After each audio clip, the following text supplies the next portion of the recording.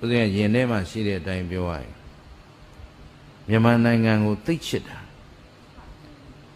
မြန်မာနိုင်ငံကိုလည်းချစ်တယ်နိုင်ငံသားအားလုံးကိုလည်းချစ်တယ်ဟောဒီနိုင်ငံကြီးမှာရှိနေတဲ့ရရှိထားတဲ့ဘာသာသာသနာကိုလည်းချစ်တယ်သိချစ်လွန်းလို့မခွာနိုင်မခွဲရက်ဒီနိုင်ငံကိုဒီပတ်ဝန်းကျင်ကိုအောင်မြင်အောင်ကြီးပွားအောင်တန်ဖိုးရှိအောင်မြင့်မြတ်အောင်ဘယ်လိုလုပ်ရမလဲနေ့တိုင်းဦးစင်းစဉ်းစားနေတယ်ဒါပဲအဖြစ်ကဒီတစ်ခုတည်းပဲဒီဟာပဲစဉ်းစားနေငါဘယ်လိုလုပ်ပေးရမလဲဒါပေမဲ့ဦးစင်းဘလောက်စွမ်းဦးစင်းတယောက်တည်းလုပ်လို့ရမလားမရပါဘူးဗျာပတ်ဝန်းကျင်တစ်ခုလုံးနဲ့ဆိုင်ပါတယ်အခုကမ္ဘာအရပ်ရပ်ကိုဦးဇင်းတို့သွားတဲ့အခါအောင်မြင်နေတဲ့နိုင်ငံတွေကြည့်လိုက်ရင်သူတို့တွေကဗုဒ္ဓဘာသာဗုဒ္ဓအဆုံးအမကိုမသိပါဘူးမသိပေမဲ့သူတို့တွေကဗုဒ္ဓအဆုံးအမနဲ့ကိုက်ညီတဲ့အလုပ်တွေကိုလုပ်နေကြဘဝယက်တည်မှုမှာ၅ပါးသီလချိုးဖောက်เสียမလိုပဲနဲ့စာဝတ်နေရေးပြည်လည်နေကြတယ်မိမိတို့နိုင်ငံအကျိုးရှိမဲ့မိမိပတ်ဝန်းကျင်အကျိုးရှိမဲ့လုပ်ငန်းတွေကိုဖြောင်းဖြောင်းမတ်မတ်ကြီးလူတိုင်းကိုယ်စီဆောင်ကျင်းထားကြတယ်ဒါတော့တွေ့တမာရီလည်းသိကောင်းတယ်သူကမော်တော်ဘီကယ်ကွယ်ရမို့လို့လည်းလမ်းစီကမ်းမဖောက်စီပင်ကမမြင်လို့လည်းအမိုက်ခိုးမပစ်ဘူးနော်သူတို့သိပြီးတော့တမာရီရှိတာနော်ဥပရိမဲ့ဘာတစ်ခုမှမလုပ်ဘူးဒီအလုတ်ကပတ်ဝန်းကျင်အတွက်ပျက်စီးသွားမယ်ကိုနေတဲ့ပတ်ဝန်းကျင်တကယ်တော့ကိုချလိုက်တဲ့အမက်ဟာကိုပတ်ဝန်းကျင်ကိုဖျက်ဆီးတာပဲကိုလမ်းစည်းကမ်းဖောက်လိုက်တာဟာကိုအန်ဒီရဖြစ်အောင်လုပ်လိုက်တာပဲဒီနေ့မြန်မာနိုင်ငံကလူတွေခင်ဗျားတို့ပတ်ဝန်းကျင်ပဲကြည့်ဆိုင်ကယ်စီးကမ်းမရှိစီးတယ်နော်နောက်ကနေအခုညဆိုရင်ညကိုဆိုင်ကယ်မှာနောက်မီးကွက်ပါမှာကနောက်ကမြင်မမြင်တောင်မသိနိုင်တော့အောင်ပညာမဲ့နေကြတယ်ကျင့်ဝတ်စည်းကမ်းတွေဘာတစ်ခုမှမလိုက်နိုင်ဘာတစ်ခုမှကျင့်ဆောင်ခြင်းမရှိဘူးလမ်းပေါ်မှာလမ်းစည်းကမ်းမရှိဘူးအိမ်မှာအိမ်စည်းကမ်းမရှိဘူးကျောင်းမှာကျောင်းစည်းကမ်းမရှိဘူးနေရာတိုင်းမှာပြက်ပြားနေကြတဲ့အတွက်ကြာရှုံးသောနိုင်ငံတော်ကြီးနော်ဆုပ်ယုပ်ပျက်စီးသောနိုင်ငံတော်ကြီးဖြစ်တယ်အဲ့တော့အဲ့ဒါဘယ်သူတာဝန်လဲဟေးတပည့်တော်တာဝန်လို့ဖြေစားနင်တို့တာဝန်မယူခြင်းလဲယူရတော့နော်ပတ်ဝန်းကျင်ကိုလှည့်ပြီးလက်ညှိုးထိုးပြီးအပြစ်တင်နေရမယ်ကာလမဟုတ်ဘူးကိုစီတာဝန်ယူပြီးတော့ဖြေရှင်းရမယ်အချိန်ရောက်နေပြီအဲ့တော့ဒီနေ့ဦးဇင်းကတော်ကောင်းတို့ကိုမေးမယ်ရရှိထားတဲ့အခုဘဝကိုအရေးနှိမ့်တဲ့လူဖြစ်ချင်လားအောင်မြင်တဲ့လူဖြစ်ချင်လားအောင်မြင်တဲ့လူဖြစ်ပါဗျာဆုပ်ယုပ်ပြက်ပြားဆင်းရဲသူဖြစ်ချင်လားတိုးတက်ကြီးပွားသူဖြစ်ချင်လားတိုးတက်ကြီးပွားသူဖြစ်ချင်ပါဗျာယုံညံ့တဲ့သူတွေဖြစ်ချင်လားမြင့်မြတ်တဲ့သူဖြစ်ချင်လားမြင့်မြတ်တဲ့သူဖြစ်ပါဗျာတန်ဖိုးမဲ့သူဖြစ်ချင်လားတန်ဖိုးရှိသူဖြစ်ချင်လားတန်ဖိုးရှိသူဖြစ်ပါဗျာအဲ့ဒီမေခွန်း၄ခုကိုနေတိုင်းမေးကိုဖြေထုတ်ကိုစီငါတို့မပြင်မဲနဲ့တော့ဒီလောကကိုပြန်မရနိုင်တော့ဘူးနော်ဒီတိုင်းသွားရင်မြန်မာနိုင်ငံပျောက်တော့မယ်မြန်မာလူမျိုးပျောက်တော့မယ်ဒီနိုင်ငံဒီလူမျိုးဒီသာသနာကွယ်တော့မယ်အဲ့တော့ဒီတိုင်းပဲသွားမလားရအောင်ပြင်မလားဘယ်သူတာဝန်ယူမှာတော့ဟမ်တပည့်တော်တို့အဲ့တော့ဇေယျမြိုင်ကြီးကားဂိတ်ကြီးနဲ့အတူဒီလောကသားတွေအောင်မြင်ရေးအတွက်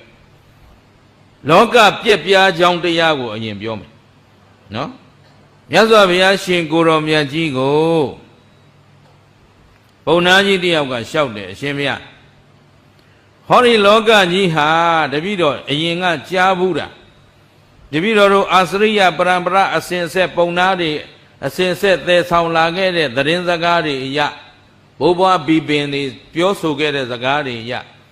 ဟောဒီလောကကြီးဟာတစ်ချိန်တုန်းကလူသားတွေဟာကြက်ပြန်တကြစီကားပြီးတော့သိမ့် ပြီးတော့ตายာဝပြောခဲ့တဲ့လောကကြီးတဲ့အဲ့ဒါလောက်လူတွေများနေတဲ့ကာလကြီးမှာစားစရာလည်းမပူရဘူးဝတ်စရာလည်းမပူရဘူးနေစရာထိုင်စရာလည်းမပူရဘူးအလုံးငြိမ်းငြိမ်းချမ်းချမ်းပြည့်ပြည့်စုံစုံပျော်ပျော်ရွှင်ရွှင်နော်ချမ်းသာတဲ့လောကကြီးတစ်ခုဖြစ်ခဲ့တယ်လို့တပည့်တော်တို့ကြားဘူးတယ်တဲ့အခုကြတော့လူကတဖြည်းဖြည်းနဲလာပြီးတော့စာနာရိတ်ခါလည်းမဖူးလုံးစီးပွားရေးလည်းမပြေလဲနေရထိုင်ရေးလည်းစိတ်မအေးရသွားရေးလာရေးလည်းစိတ်မနှွေးရအရာရာမှာပူပင်ကြောင်းကြပြီးနေရတာဘာလို့လဲဖရာတဲ့လီလောကကြီးဘာကြောင့်ပြက်သွားတာလဲတဲ့အဲ့ဒါဖရာလက်ထက်ကပြောတာအဲ့ဒီခေတ်ကတော့ပြက်နေပြီဆိုခုပြောเสียရမလို့တော့နော်ဒီလောကကြီးဘာလို့ပြက်သွားသလဲတဲ့မြတ်စွာဘုရားတကားကြီးတဲ့လောကပျက်စီးကြောင်းတရား၃ပါးရှိတယ်ဗါတဲ့လောကပျက်စီးကြောင်းတရား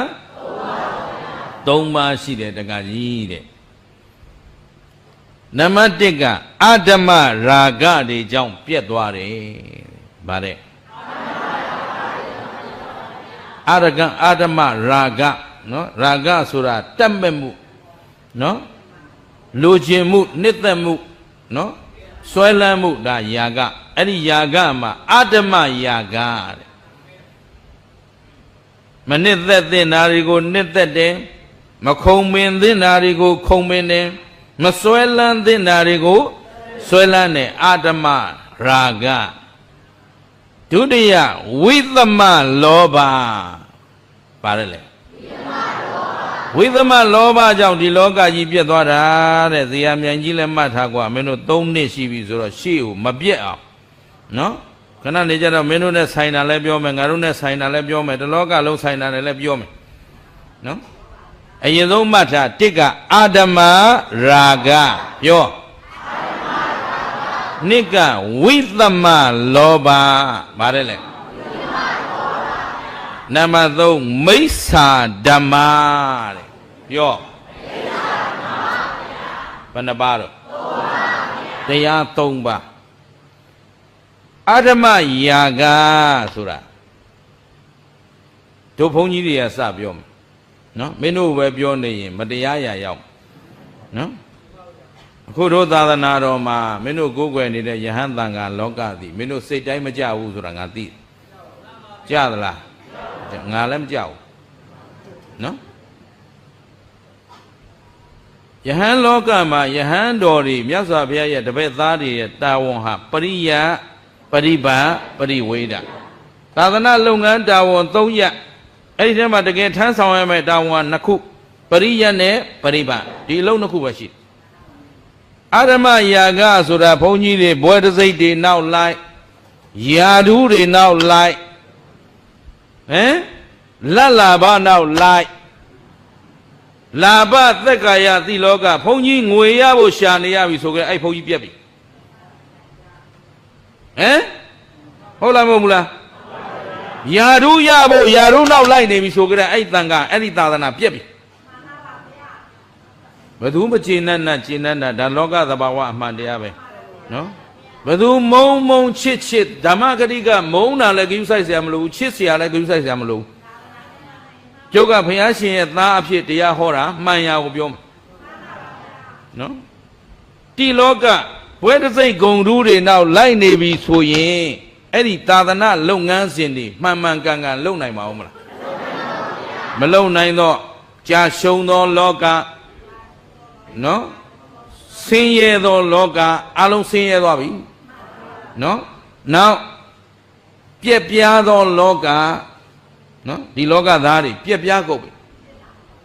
ရှင်းရလားယုံညံ့သောလောကဖြစ်သွားပြီယုံညံ့တဲ့အလုပ်တွေနဲ့အချိန်ကုန်တာလာဘသက်ကာယတိလောကနောက်လိုက်နေတဲ့ဆိုကြတဲ့ကယဟန်တန်ခါဘဝသီလရှင်ဘဝဆုံးရှုံးသွားပြီဘဝပြက်သွားတာနဲ့အတူတူပဲရှင်းရလားတန်ဖိုးမဲ့သောဘဝတဖြည်းဖြည်းတန်ဖိုးမဲ့လာတယ်လူတွေကတောင်ကလော်ဆဲတာခံလာနော် လူတွေကခိုင်းစေတာခံလာပြီလူကထိုင်ဆိုထိုင်ထဆိုထသွားဆိုသွားယဟန်တန်ဃာဆိုတာလောကရဲ့ရှေ့ဆောင်ကုသိုလ်ကောင်းမှုတို့ရဲ့စိုက်ပျိုးရတကယ်လေယာမြေကောင်းလက်အုပ်ကလေးခြိတာနဲ့ကုသိုလ်ရနိုင်ရမယ်ပုဂ္ဂိုလ်ကြီးခုတော့လက်အုပ်ခြိဖို့ထားလို့ကလော်တုတ်တာခံရတော့ပါလားဒါတို့ပဲပြောတာအခုမင်းတို့အလက်ရောက်လာပြီနော်အခုလူလောကကြီးမှာလည်းအဖက်ဖက်ကဘာလို့ပြက်ပြားသွားသလဲနော်တရားရေးထမ်းဆောင်တဲ့လူကလည်းတရားရေးကအဓိကမဟုတ်ဘူးငွေနဲ့ယာဓုကအဓိကဖြစ်နေဟင်အင်ဂျင်နီယာဆောက်လုပ်ရေးလုပ်နေတဲ့ကောင်တွေကလည်းဒီဆောက်လုပ်ရေးကိုငါဆောက်ထားတာနှစ်ပေါင်းဘလောက်ကြာတဲ့အထိမပြည့်ရွေးမှုအသုံးပြုရတာအဆင်ပြေတယ်နော်အင်ဂျင်နီယာတွေဂုံယူရမယ့်အရာကိုမသွားဘဲနဲ့ဒီအဆောက်အုံဆောက်လိုက်တာငါအတွက်ဘလောက်ကြံတယ်နော်ငါဘလောက်ရလိုက်တယ်ဆိုတော့ပြက်ပြားသောအင်ဂျင်နီယာဆေးကုနေတဲ့ဆရာဝန်ကကိုရှိရောက်လာတဲ့လူမမာအနာယောဂသက်သာဖို့ယောဂဗျာတွေကနေလွတ်မြောက်ဖို့စေတနာထားပြီးဆေးကုရမယ်အစားငွေရဖို့ယာဓုရဖို့ဂုံဓုရဖို့နော်မတတ်မဲ့တင်နာတွေကိုတတ်မဲ့တယ်မနစ်သက်တင်နာတွေကိုလောကသားအားလုံးမင်းတို့နိုင်ငံမှာကြိုက်တဲ့ရှုထောင့်ကကြိုက်တဲ့ခေါင်းစဉ်တက်ပြီးကြည့်ဘယ်ခေါင်းစဉ်မှမအောင်မြင်ဘူးရဲကြည့်တော့လဲရဲစုပ်ရဲပြတ်စစ်ကြည့်တော့လဲစစ်စုပ်စစ်ပဲ့နော်အင်ဂျင်နီယာကြည့်တော့လဲအင်ဂျင်နီယာစုပ်အင်ဂျင်နီယာပြတ်ဆရာဝန်ကြည့်တော့လဲဆရာဝန်စုပ်ဆရာဝန်ပြတ်ကျောင်းဆရာမကြည့်တော့လဲဆရာစုပ်ဆရာပဲ့ကျောင်းစာမသင်မဲနဲ့ပတ်စံယူဖို့ကြိုးစားနေတယ်ကဲဘယ်လောကကောင်းလို့ပြောစမ်းကွာဘာလို့မကောင်းတာတရားနဲ့လျော်စွာကျင့်သလားမကျင့်ဘူးလားအာဓမယာဂတွေကိုကြတဲ့တာဝန်ကိုတတ်တဲ့ပညာနဲ့လောကကိုအကျိုးပြုဖို့အကျိုးဆောင်ဖို့လို့မခံယူပဲနဲ့လာဘသက်ကာယတိလောကအာဓမယာဂနောက်လိုက်နေဇေယျမြိုင်ကြီးနော်ဇေယျမြိုင်ကြီးကလည်းခရီးသွားများပြီဆိုရင်လက်မှတ်ဈေးတွေကတက်ကုန်ပြီသဘောပါလားအာဓမယာဂသူကပုံမှန်ကောက်ကျေးထက်ပိုရခြင်းတယ်နော်ပုံမှန်ဒီကုံသေးရင်တရားဝင်ကုံသေးရင်10သိမ့်မဲ့မြတ်ရင်တရားမဝင်လို့တရားရမယ်ဆိုဘယ်အလုံးဘာမှမေးစရာမလိုဘူးအာဓမယာဂအဲ့ဒါဆိုဇေယျမိုင်ကြီးနောက်က4နှစ်မြောက်5နှစ်မြောက်တွေလာအောင်မလားမလာနိုင်တော့ဘူးအာဓမယာဂသာထားရင်ပြတ်တော့မယ်တဲ့ရှင်းမလားအဲ့ဒါမှတရားပွဲခေါ်တယ်တို့နားလည်လားဓမ္မဂရိကဆိုတာဒါနော်သူတို့ဘာသမတ်ငါဓမ္မဂရိကငါခံယူထားတဲ့ဓမ္မဂရိကဒါလောကကိုအကောင်းဆုံးအကြောင်းအကျိုးအပန်းအမှန်လမ်းညွှန်မှုမပေးနိုင်မဲနဲ့ဓမ္မဂရိကလို့ခေါ်လို့မရဘူးနောင်ပင့်ခြင်းပင့်မပင့်ခြင်းနေကွာနော်ဘယ်သူသဘောတူမတူအာဓမယာဂဝင်လာရင်နော်ဂိတ်ထောင်လည်းပြက်မှာပဲယုံဆိုင်လည်းပြက်မှာပဲလောကတစ်ခုလုံးဘာဖြစ်သွားမလဲပျက်စီးသွားမယ်မတတ်မဲ့သင့်တာတတ်မဲ့နေတယ်ဆိုတော့အခုကိုချင်းသိက္ခာတွေမှာလည်းဒီတိုင်းပဲနော်ညီကိုမောင်နှမသားမိသားဖာဆရာတပည့်ထားတဲ့စီကံတွေမရှိဘူးလားအဲ့ဒီစီကံတွေချိုးပေါက်လာတာအာရမယာကခေါ်တယ်ရှင်းလားသဘောပေါက်သလားအခုမဖြစ်သင့်မကြားဝတ်မနာတာတွေနင်တို့နိုင်ငံမှာဗုဒ္ဓဘာသာကိုးကွယ်ပြီးများစွာသောရာဇဝတ်မှုတရားမမှုတွေများစွာမကြားဘူးလားသားမိခြင်းမြေလှုနေတာတဲ့နော်သားဖာခြင်းအမွေကိစ္စဆောင်ရွက်နေရတဲ့အာရမယာကတွေဘာလဲလဲအရွယ်မတိုင်သေးတဲ့ကလေးလေးတွေမဟာရိယာပြုတဲ့ဘာလဲအဲ့ဒါအာရမယာကဒီလောကပျက်စီးနေတာနင်တို့နားထောင်ကောင်းအောင်ပြောနေတာမဟုတ်ဘူးနော်ဒါတွေကိုအားလုံးအသိစိတ်နဲ့ဝိုင်းဝန်းပြီးတော့ထိမ့်သိမ့်ဖို့လိုတယ်မတရားမှုကိုလက်မခံဖို့လိုတယ် ကိုပတ်ဝန်းကျင်မှာဒီလိုပုဂ္ဂိုလ်ကိုမောင်းထုတ်ဖို့လိုတယ်နားလဲလားသဘောပေါက်သလားကြည့်ပြီးတော့အမလီဒီလိုကြီးတဲ့ဆိုပြီးနေလို့ရှိရင်ခင်ဗျားတို့လာမယ်နောက်ကဝတ္ထုထိုးမယ်နော်အဲ့တော့အာရမယာကသည်သိမ့်ပိုက်ထားရမယ်တရားလားမောင်းထုတ်ရမယ်တရားလားသဗ္ဗပပတ္တအကရဏံသဗ္ဗအလုံးစုံသောပပတ္တမကောင်းမှုတို့ကိုအကရဏံမပြုတ်ပဲမကျင့်ပဲနော်ဝေးစွာရှောင်ရှားမောင်းထုတ်ပြရမယ်လို့မြတ်စွာဘုရားပြောထားတယ်ဒီတခွန်းနဲ့ဒီမှာပြီးနေပြီဇလံအာရမယာကအကျေကြီးတော်ပြောစရာတွေတပုံကြီးပဲအဲ့တော့ယဟန်မှလည်းယဟန်လျောက်လူမှလည်းလူလျောက်ထားအပ်တဲ့တရားတွေစောင့်ထိန်အပ်တဲ့တရားတွေနော်ကျင့်ရတဲ့ကျင့်ဝတ်သိက္ခာတွေလိုအပ်မလိုအပ်ကိုလောကကိုသစ္စာစောင့်သိကြမှာအာရမယာကကိုခမည်းတော်မောင်းထုတ်နိုင်မှအောင်မြင်တဲ့ဘဝတစ်ခုကိုရမယ်တိုးတက်ကြီးပွားခြင်းကိုရမယ်ရှင်းလားလောကသားတွေသူခန္ဓာနဲ့သူအသီးသီးအခုဦးဇင်းတို့ပြောတဲ့ထဲမှာမပါတာတွေတပုံကြီးရှိသေးတယ်ဒါပေမဲ့ဒီလောကမှာဘယ်ခေါင်းစဉ်တက်လိုက်နော်အားလုံးဟာအာရမယာကကြောင့်ပြည့်နေကြပြီနော်အဲ့တော့အဲ့ဒီပြည့်နေတာကိုဒီတိုင်းထားမလားပြင်မလားပြင်သင့်သလားပြင်နိုင်ပါမလားဘယ်သူကတာဝန်ယူမှာတော့မြန်ပြောသားတပည့်တော်တို့ဒီထက်သေးကြအောင်ဆိုရင်တပည့်တော်တာဝန်ယူပါမယ်ဖရာတို့မနေနဲ့တော့ဘုကောင်တွေပါခြင်းမပါမှာနော်မပါတဲ့လူလည်းညှိုးထိုးပေါ်နေကိုယ့်အကိုယ်သာတာဝန်ယူကြရှင်းမလား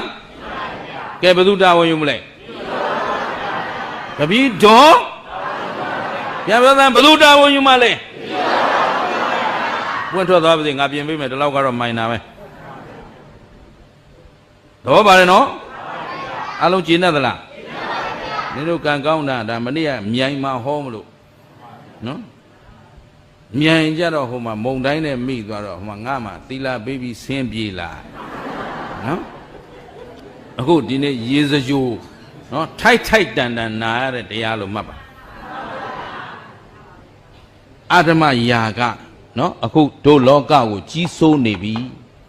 လွှမ်းမိုးနေပြီဘယ်သူပြင်မှာတော့တပည့်တော်ဒို့မထင်နဲ့ဟဲ့ကောဘယ်လိုလဲ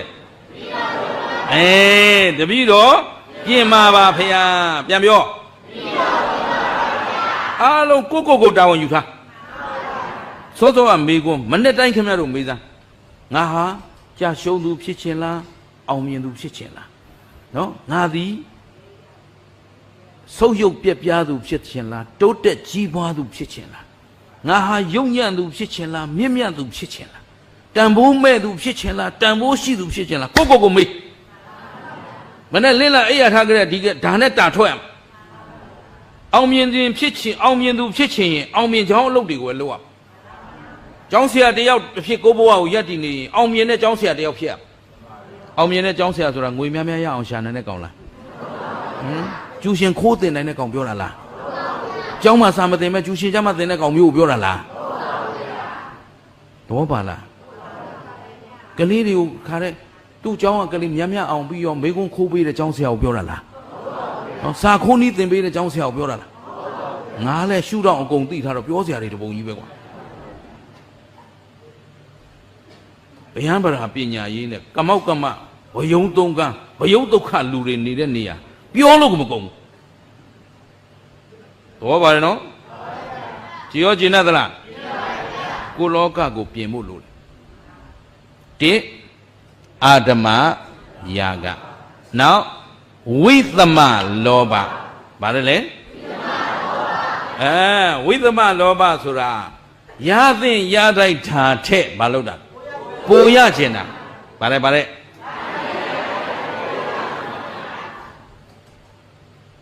သူများမိုးရွာလို့ရေကြီးနေပါလေဆိုမှဆန်ဈေးရတက်သွားစီဈေးရတက်သွား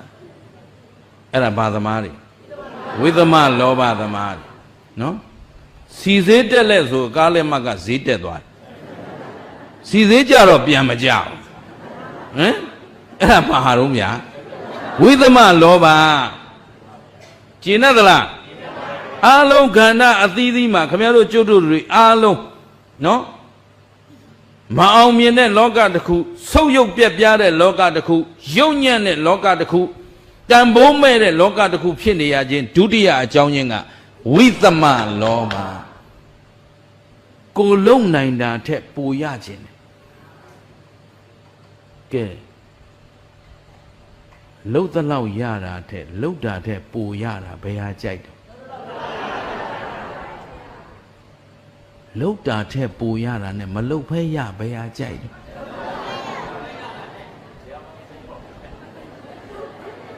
ဒါငါရှိမို့လို့နင်တို့ပြောတာကိုတော့ပါလားသူမင်္ဂလာမန္တလေးတက္ကသိုလ်ဘွဲရအကြောင်းပြီးသွားတော့ခမဲတော်ကြီးကကုံတယ်ကြီးဆိုတော့အဆက်အသွယ်ကောင်းတယ်မိတ်ဆွေကောင်းတွေရှိအလုပ်တွေလာပေးတာ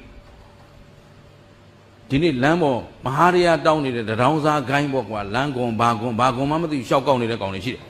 နော်အဲ့ဒီခွန်တွေအရင်ဆုံးပေးတာသူမင်္ဂလာပေးတာနော်ယူတဲ့မင်းဘာလို့ရမှာလဲလမ်းပေါ်တောင်းစား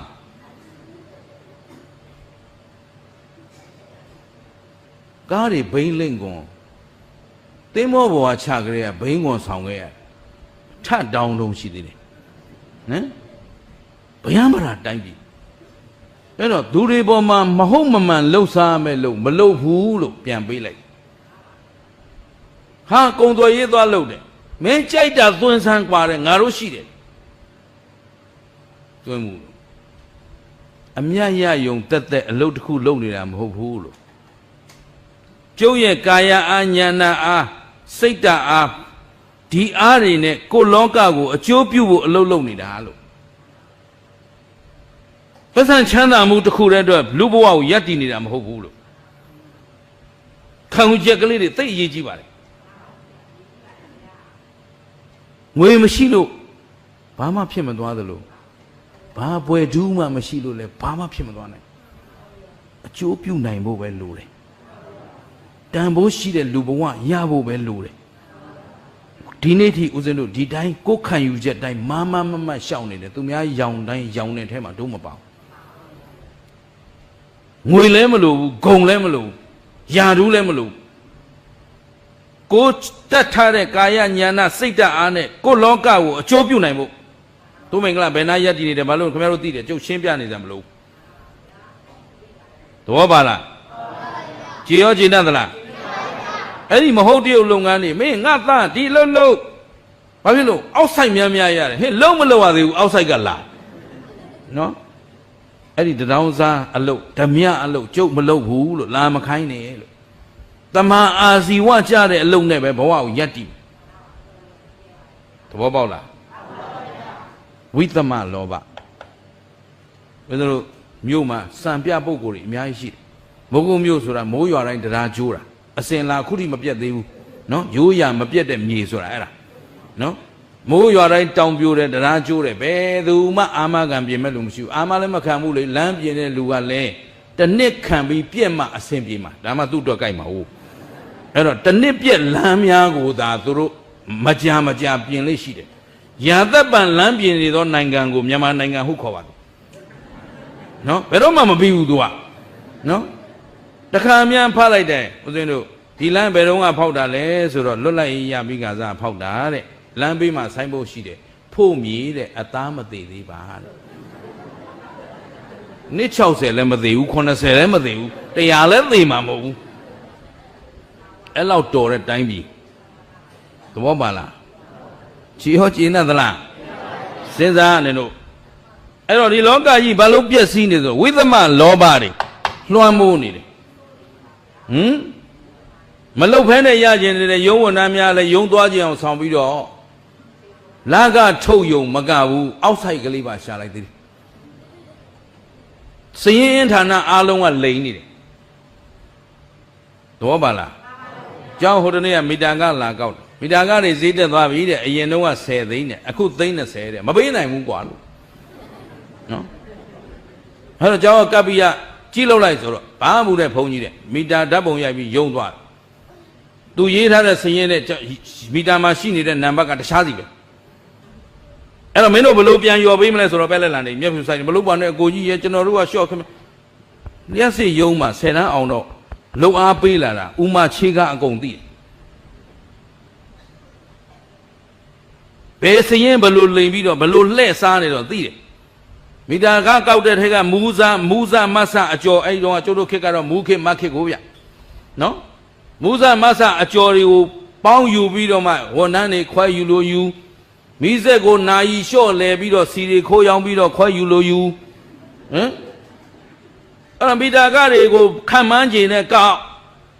တကယ်လာပြောတဲ့လူရှိလာရင်ဟာကိုကြီးရဲ့ကျွန်တော်တို့ကလည်းဒါစရင်ကအခုကျတော့အစိုးရစီကပြန်တောင်းဖို့ဆိုလည်းမဖြစ်နိုင်ဘူးကြာအဲ့တော့အကိုကြီးကလည်းနည်းနည်းပိုသုံးကျွန်တော်တို့ကလည်းနည်းနည်း short ကောက်မယ်နောက်ရက်တွေအဆင်ပြေအောင်ဒါသူတို့လုပ်နေကြကျုပ်ကအကုန်လွတ်ရတယ်ငယ်ငယ်လေးတွေကဘာလုပ်ခဲ့ရတယ်ခင်ဗျာအဲ့လိုပြောမှမလားဆိုဟုတ်တယ်တဲ့ဘုန်းကြီးအဲ့လိုပြောလိုက်တာလေဘုန်းကြီးဘယ်လိုလုပ်သိတယ်အဲ့ရုံးမှာကျုပ်ကလောအားပေးလာတာလို့သဘောပေါက်လားကိုမီတာကိုပြန်ကြည့်ကြမီတာကကြီးတယ်အော်ဘနေနဲ့လိန်ကောက်နေတာဒါလောက်ခိုးနေတဲ့ထဲကရှုံးတယ်ပြောသေးတယ်ကျုပ်ကအံ့ဩလို့မဆုံးသဘောပါလားကြည်ရောကြည်နေသလားကြိုက်တဲ့တောင်ကြည့်လိုက်နော်သူ့လမ်းစဉ်နဲ့သူမှန်မှန်ကန်ကန်ဝင်ရင်ဘယ်တော့မှမရှုံးဘူးနော်လမ်းမှန်ကမ်းမှန်မသွားဘဲနဲ့လျှက်စစ်ယုံသွားကြည့်လိုက်အဲ့မှာဦးဇင်းရဲ့ဇရာပေါ်မှာမီတာတစ်လုံးအတွက်ထိုင်ဆောင်ရတယ်တဏီကိုနော်မန်နေဂျာကြီးကဘာလုပ်လို့ဆိုတော့မအားသေးဘူးစောင်းနဲ့ချဲတွက်ခဏတည်းကျသူမယားတွေနဲ့စကားပြောနေ9 နာရီထိုးတော့ပြီးပြီပြန်တော့မယ်တဲ့ဟင်ဒီမှာစောင့်နေတာမနဲ့ကလေးကဆွမ်းမစားပဲနဲ့နော်ခင်ဗျားဘာလောက်တာမှအလုတ်လောက်တာမတွေ့လိုက်ဘူးလို့ကျုပ်သိကျင်လို့ကိုထိုင်ဆောင်နေတာလို့ငါပြန်နဲ့လာကျုံနဲ့စကားပြောမယ်မန္တလေးတိုင်းမှာတိုင်းရုံးမှာနော်အဲ့ဒါကျုံမိဂရာဝန်ကျောင်းထူထောင်တော့ကိုတွေ့ကြုံခဲ့တာအဲ့တော့သူတို့ဇရာကြီးကြီးလိုက်တယ်နော်စက်ယုံကထွက်တဲ့လျှက်စစ်အသုံးပြုတဲ့လျှက်စစ်လေလွင့်နေတော့လျှက်စစ်ဘယ်ဟာများတယ်ထင်လို့အားလုံးသိတယ်ခင်ဗျလေလွင့်နေတာများနေတာအဲ့ဒီနေရာတော့ဘယ်လိုထိန်းရမှမစင်စားဘူးလူလောကမှာဗျံဗလာလုံနေကြတာဝိသမလောဘရှင်းမလားနိုင်ငံတော်ကိုရောက်သွားတာမဟုတ်ဘူးသူ့အိတ်ထဲထည့်သွားကြတာကျွတ်တို့မြို့မှာဘယ်လောက်ထိအညစ်ခံရလဲဆိုတခုခုလုံမယ်ဆိုရင်မီတာတစ်လုံးမီတာရှိတဲ့လူတွေတိမ်9000ဟာကိုတော့9000ဆိုတာသိအောင်ရှားတာနော်ဘာလို့ဖို့တော့ဆိုတော့လျှက်စစ်အင်ဂျင်နီယာအလုတ်ပြောင်းမှာမို့လို့နော်အဲ့တော့ဒီလိုနိုင်ငံကြီးမှာနေရတာအဆင်ပြေလားကဲဘယ်သူပြင်မှာတော့ဘယ်သူပြင်ပေးမှာတော့အေးနင်တို့ပုံမှာပဲမဟုတ်ဘူးဒါနင်တို့မဟုတ်တာလောက်တာလက်ခံနေလို့ဒီတိုင်းပြည်ဒီလိုဖြစ်နေတာရှင်းလားအဲ့တော့တိအာဓမယာကဖွင့်မိတ်ဗရမိတ်မေ့မရတဲ့နင်တို့သိချင်းစိုးသိကုန်မယ်ပြောနိဝိသမလောကနောက်မိစ္ဆာဓမ္မဗါရလဲအဲ့တော့ဘာလို့အစင်မပြေတော့ဘေးတင်သွားမေးမယ်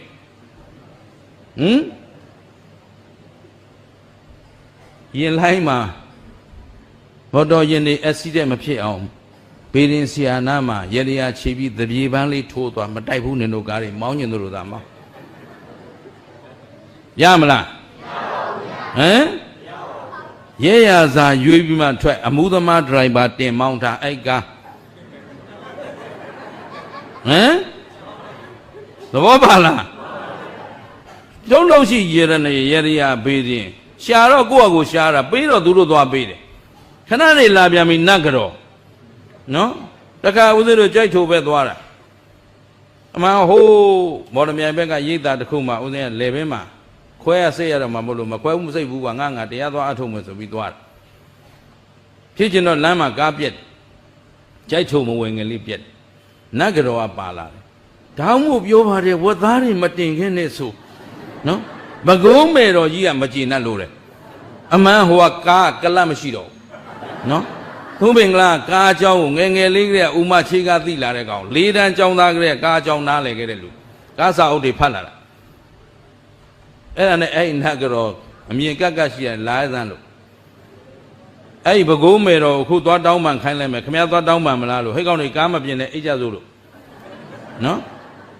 ဟ ဟာလို့မရဘူးလေတဲ့ဘကုံးမယ်တော့လှုပ်လိုက်လို့ဆိုအဲ့ကလပ်ဖို့ဘကုံးမယ်တော့နာသွားတောင်းကြည့်လို့သဘောပါလားအဲ့ဒီဥကြောင်ချားနတ်ကြော်နဲ့တော်တော်ခက်တာအဲ့ဒါဘေးကယုံတဲ့လူကယုံဟဲ့ဖွင့်ကြည့်လိုက်မင်းကလပ်မရှိတော့ဘူးကလပ်မရှိပဲဒီကမောင်းလို့ရမလားမရဘူးလေအဲ့တော့အဲ့ကလပ်ကျွေသွားတာကလပ်ပျောက်သွားတာဘကုံးမယ်တော့လှုပ်လိုက်တာလားကိုကြီးကြော်ထင်တယ်နာကျော်ကပခန်းနာဖြတ်လာအဲ့ကောင်ပြဿနာဝင်ရှာကျော်ကတော့ပါဆင်းရိုက်ပါခင်ဗျားတို့လုံပေးနေဒီကောင်မူးနေတဲ့ကောင်ဟမ်သဘောပါလားနတ်ကတော့ကင်နိုင်သလား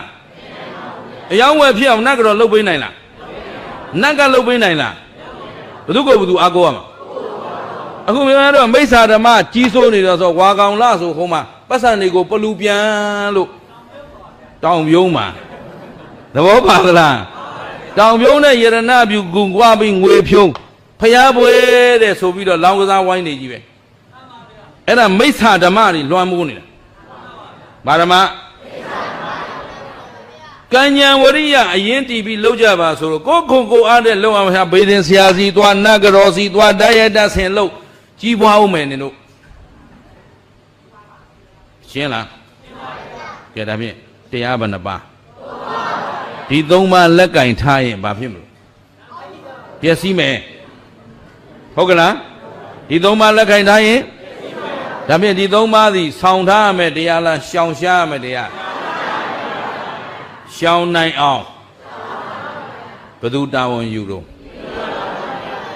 ဘယ်သူတာဝန်ယူတော့ညတော့မအော်ရင်ကိုမရတာဘူးနော်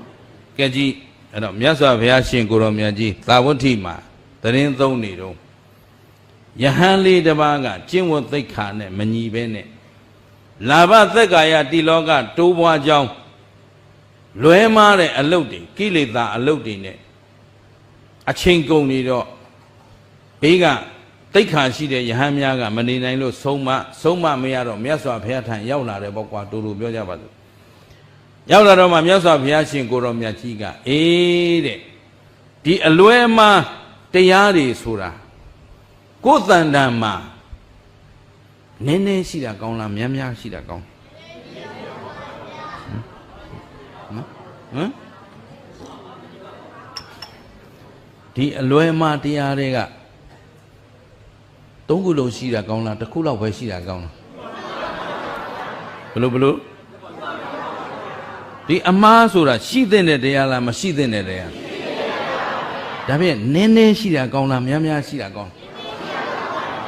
နည်းနည်းမှနည်းနည်းရှိတာကောင်းတာတော့နည်းနည်းရှိနည်းနည်းပြည့်စည်မှာပေါ့ဟဲ့များများရှိရင်ကျင်တ်သလားအဲ့တော့မကောင်းဘူးလို့သိရင်ဆောင်ထားမလားချက်ချင်းဖယ်ရှားငါဥပမာပေးမယ်တဲ့ဆိုပြီးအဲ့ဒီယဟန်လေးကိုအကြောင်းပြုပြီးမြတ်စွာဘုရားဟောတယ်တခုသောကာလကဗာရာဏသီပြည်မှာဗျမဒမင်းကြီးအုပ်ချုပ်နေတုန်းတို့မြတ်စွာဘုရားအလောင်းတော်ကရွှေဟင်းသာကြီးဖြစ်တယ်။ဘာဖြစ်လဲ။ရွှေဟင်းသာကြီးနော်စိတ်တကုတ်တောင်တော်မှာနေတယ်စိတ်တကုတ်တောင်ကဟိမဝန္တာတောင်တန်းကြီးမှာရှိတဲ့စိတ်တကုတ်တောင်ကရွှေလိုင်ကူမှာနေတယ်။ဘယ်မှာနေလဲ။ရွှေလိုင်ကူမှာနေပြီးတော့မှဟိမဝန္တာမှာရှိတဲ့ဇာတတရအိုင်ဆိုတာရေအိုင်ကြီးရှိတဲ့တောင်ပေါ်မှာအဲ့ဒီရေအိုင်ကြီးရဲ့ပတ်ပတ်လည်မှာပေါက်နေတဲ့သလေးစဘာတွေအလိုလျောက်ပေါက်နေတဲ့သလေးစဘာသဘာဝစဘာတွေကိုသွားပြီးစား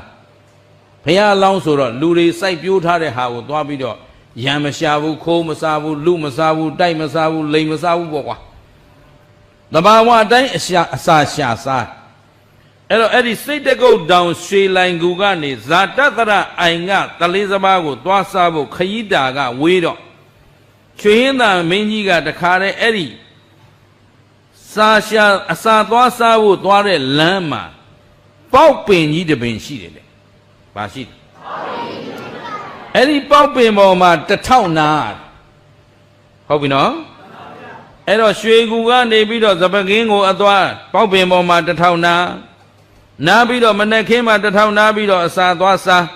ညနေဆောင်လို့ပြန်လာတော့တခါပေါက်ပင်ပေါ်မှာ1000နာပြီးမှရွှေလိုင်ကူကိုပြန်ဒီလိုအသွားပြန် အဲ့တော့သွားတိုင်းပြန်တိုင်းနားနေတော့ဒီပေါက်ပင်ကြီးကရုပ်ကစိုးနဲ့ဖရာအလောင်းနဲ့ကဟင်းသာမင်းကြီးနဲ့ကယဉ်နီးနေတယ်ဟုတ်ပြီနော်ပေါက်ပင်သောရုပ်ကစိုးနဲ့ဘယ်သူနဲ့ဘုရားလောင်းရွှေဟင်းသာမင်းနဲ့ယဉ်နီးနေကြတယ်မိတ်ဆွေတွေဖြစ်နေအဲ့တော့ဟင်းသာမင်းကြီးမနဲ့အစာရှာလာပြီဆိုဟာလာပြီလားကျမကြီးကောင်းသလားကောင်းတယ်ဘယ်နဲ့လုံးလမ်းခီး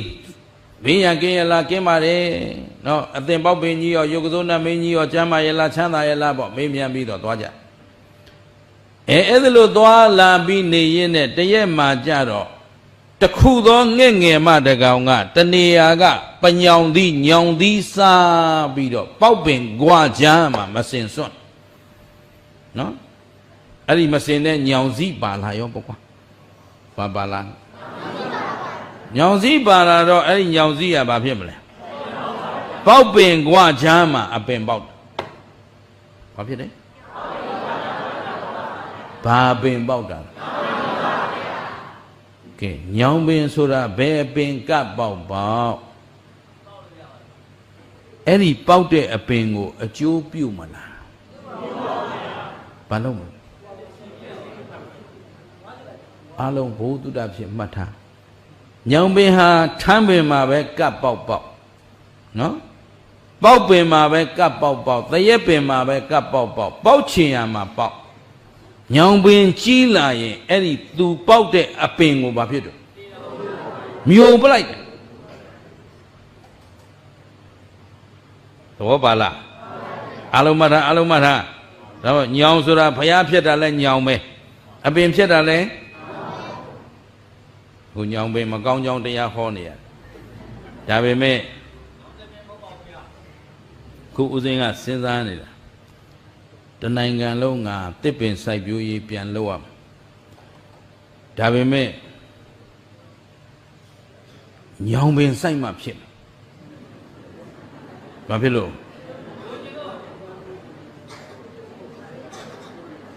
တခါကြီးတရားတွေတခြားဟာတွေရှောက်မတွေးနဲ့နော်ဒါတော့ညောင်ပင်မှကြောက်တာကိုနော်ဒါမှခုတ်မရောင်းမှာရောင်းစားလို့လည်းမရနော်တခြားပင်စိုက်ရင်ဖြစ်မှာမဟုတ်အဲ့တော့ဘာပင်စိုက်လိုက်သူတို့သမရာနဲ့ကုန်မှာအဲ့တော့တို့ဘာစိုက်ကြရင်ကောင်းအဲ့တော့မြေလွတ်မြေရိုင်းမှန်သမျှတရားရှိ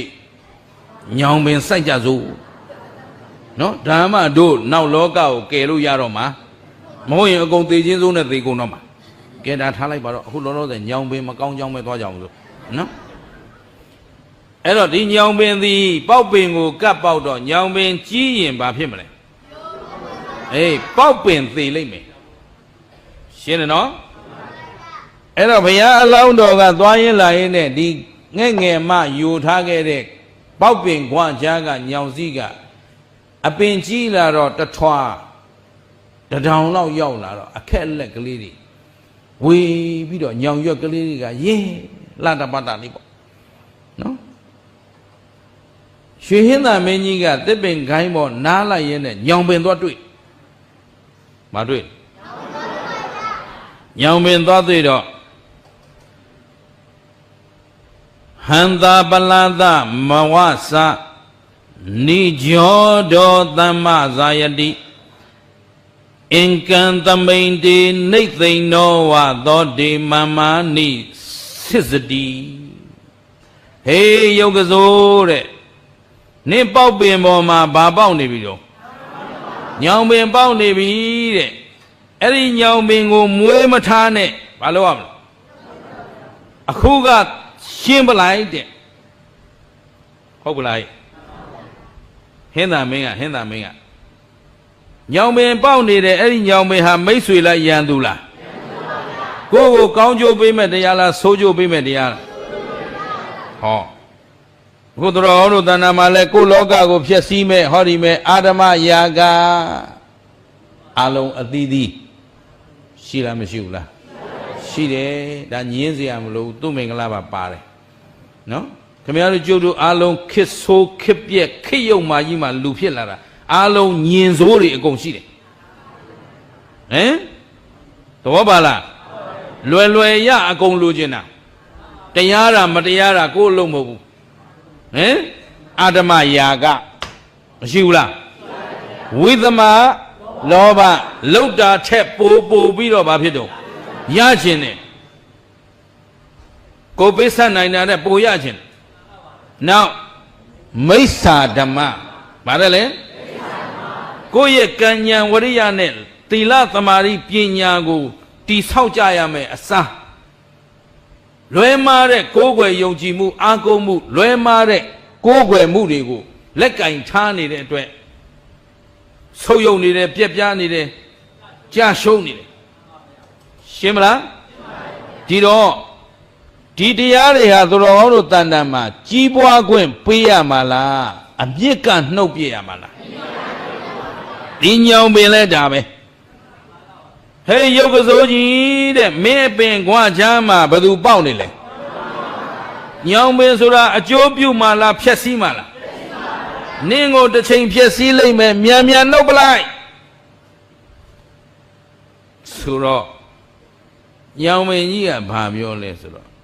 ယံတွန်ဧကသမိန်ဝဒ္ဒထတိခိရလုခံပယနကံအမန္တခောတံကိစ္ဆာမဟုတ်ဒီမတ္တနာရုဇတိခုတ်เสียမလိုပါဘူးကွာတဲ့ပူမနေနဲ့ငါပေါ်မှာပေါက်ရင်ငါသားလေးပေါ့ဗါတဲ့သားလေးမွေးလို့ကြီးလာရင်အဖကတောင်ဂုံယူเสียရှိသေးတယ်တဲ့ဘာခုတ်เสียလို့တလဲတဲ့သူကညောင်ပင်ကိုချစ်နေတာဗါတဲ့ကိုလည်းခင်ဗျားတို့မဟာရယာပတ်စံဝင်ရင်မကြိုက်ဘူးလားကြိုက်တယ်ဟင်ကိုကြကုတ်ကြကဲတနေ့တပြားနှစ်ပြားစုပြီးတော့တနေ့1000 2000စုပြီးတော့ချမ်းသာအောင်လုပ်ရတာနဲ့ချဲပေါက်တာနဲ့ဘယ်ဟာကောင်းသာဓုသဘောပါသလားအဲ့တော့ဟင်းချက်စရာကလေးတွေစုပြီးတော့တနေ့စားတနေ့လောက်ငါအဆင်ပြေချဲရတာနဲ့နှလုံးထိုးပြီးတော့ဖြစ်သလိုနေရနှလုံးပေါက်တော့အဆင်မပြေဘူးလားအာဓမယာက30ပေးပြီး9000လိုခြင်းနှလုံးထီနဲ့ကြီးပွားလို့ကြီးပွားခြင်းအဲ့ဒါအာဓမယာကမဟုတ်မမှန်နီလန်းနဲ့စီဝါရှာနောက်ဝိသမလောဘတဏ္ဍာက30တရားလောက်ရခြင်းသဘောပါလားနောက်မိစ္ဆာဓမ္မမဟုတ်မမှန်တဲ့လမ်းကဆိုတော့မမှန်တဲ့အလုပ်လုပ်နေမှာတော့မမှန်တဲ့ကိုးကွယ်မှုပဲသွားနင်တို့ယာကဒေါသတွေလွှမ်းခြုံနေပါတော့နင်တို့မှကျမ်းမာရေးလည်းမကောင်းနိုင်ဘူးစိတ်လည်းမငြိမ်းချမ်းနိုင်ဘူးအမြဲတမ်းပူလောင်ဆူပွက်နေတော့အာကိုရလိုက်ရှာတော့နတ်ကတော်တွေ့နတ်ကတော်ယုံလိုက်တာပဲဘိုးတော်ဆိုလဲယုံလိုက်တာရွှေတစ်ကြက်သားကနှစ်ကြက်သားဖြစ်အောင်လုပ်နိုင်တယ်ဆိုတော့အောင်မယုံလုံနိုင်သူ့ဟာသူလုပ်သွားမှာပေါ့နင်တို့အတွက်ဘာလာလုပ်ပေးမှာလဲအဖြေကရှင်းလေးသဘောပါသလားအမလေး3သိန်းရင်10သိန်းရမှာတဲ့ရရင်နင်တို့နားမလာဘူးသူ့ဟာသူလုပ်သွားမှာနင်တို့နား3သိန်းလိမ်မလို့လာတာသဘောပါလားအဲ့လောက်ကိုတုံးတဲ့ဗမာပြည်ကျုပ်ကပြောချင်ဘူးနော်ချစ်လွန်းလို့သာကယ်နေရတာချစ်စရာကိုမကောင်းတဲ့တိုင်းပြည်သဘောပါလားဝိသမလောဘသမားတွေမဟုတ်မမှန်ရကျင်တော့ဒီမှာမိစ္ဆာဓမ္မကိုယုံကြည်တယ်မိစ္ဆာဓမ္မကိုကိုးကွယ်ဘုရားတောင်မှဟိုနာပေါ်တော်မူဆိုပြေးကြပြန်ပြီနော်ဓာတ်ဖုံကြီးနတ်ဖုံကြီးဆေးဖုံကြီးဘေးရင်ဖုံကြီးအင်းအိုင်ခလဲဖုံကြီးဆိုအမလေးတကိုးကြီးပါကြီးနော်အဲ့ဒီဘုန်းကြီးတွေကနေရာယူအဲ့ဒီဘုန်းကြီးတွေကဥက္ကရာဖြစ်ပြည့်ရောပေါ့ကွာရှင်းလားလမ်းမှန်တရားဟောတဲ့ပုဂ္ဂိုလ်ဆိုရင်နှောက်ယှက်မယ်ဖျက်ဆီးမယ်ဟန့်တားမယ်ပိတ်ပင်မယ်ဘာလို့ဆိုသူတို့အမှန်တရားတွေသိကုန်မှာဆိုလို့ရှင်းရောရှင်းသလားကဲဒါတွေဘယ်သူတာဝန်ယူပြီးပြင်မလဲ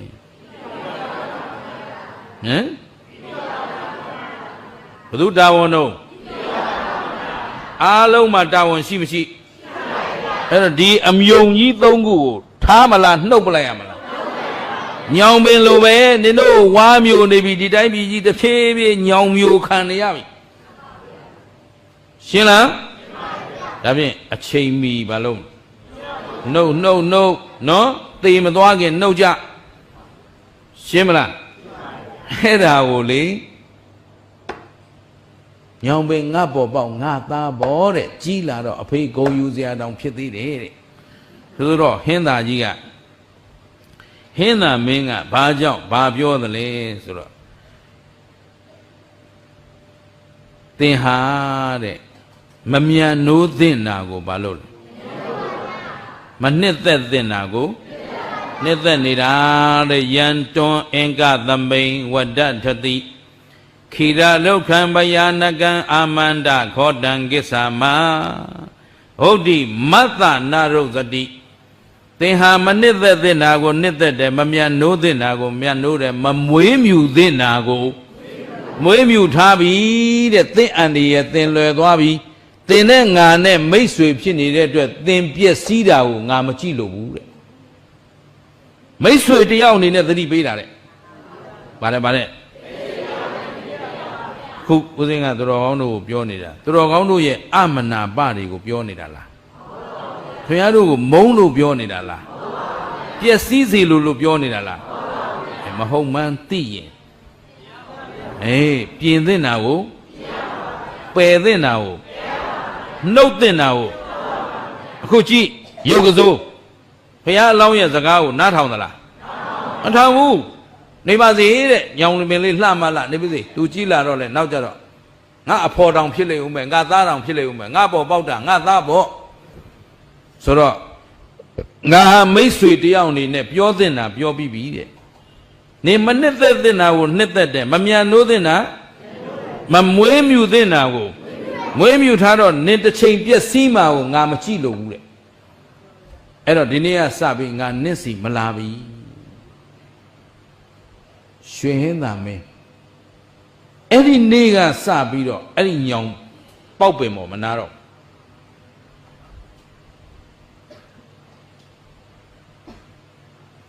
ဘာဖြစ်လို့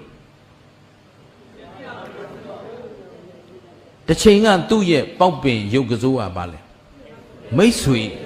ဗါတယ်မိတ်ဆွေကောင်းဆိုတာဒါပဲနော်တတိပေးတဲ့နာကိုလမ်းညွန်တဲ့နာကိုပြင်တဲ့နာကိုမပြောဘူးလားပြောတယ်အမုန်းခံပြီးပြောတာမင်းကြိုက်ချင်ကြိုက်မကြိုက်ချင်နေညောင်ပင်လေးလှတယ်ဆိုပြီးတော့မင်းမွေးမြူထားရင်မင်းပြည့်စည်တော့မယ်ဆိုတော့ပြောမရတဲ့အဆုံးဟင်းသာမင်းကြီးမလာတော့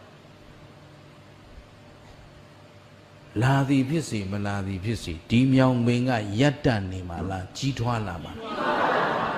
ဒီနေ့တခြားကြီးထွားလာပြီးညောင်မြစ်ကမြေကြီးပေါ်စိုက်မိပြီစိုက်မိတယ်နဲ့တဖြည်းဖြည်းဒီပေါက်ပင်ကြီးကိုမလုပ်မြူပလိုက်ပြီရှင်းလားညောင်ပင်အရွယ်ရောက်လာတာနဲ့နောက်ထပ်ရုပ်ကစိုးတစ်ယောက်ကရောက်လာပြီညာမွေဆောင်ရုပ်ကစိုးကအဲ့တော့ဒီရုပ်ကစိုးကဟိုရုပ်ကစိုးကိုပေါက်ပင်ဆောင်ရုပ်ကစိုးကဒါမင်းငါမိပြီးကြီးပွားလာတာပါလို့ပြောလို့မရတော့ဘူးငါနိုင်ပြီဆိုတော့လောကကြီးကကြီးနိုင်ငယ်ညင်းနိုင်ရစားနော်အဲ့တော့ကြီးနိုင်ငယ်ညင်းနိုင်ရစားသမားကြီးထွားလာတော့အင်အားကောင်းလာတော့ပေါက်ပင်ကြီးဘာဖြစ်လိုက်လဲမြူပလိုက်အဲ့ဒီတော့မှရုပ်ကစိုးငိုရပြီတဲ့ရုပ်ကစိုးဘာဖြစ်ရလဲငါမင်းကိုတဲ့ရွှေဟင်းသာမင်းကသတိပေးခဲ့တယ်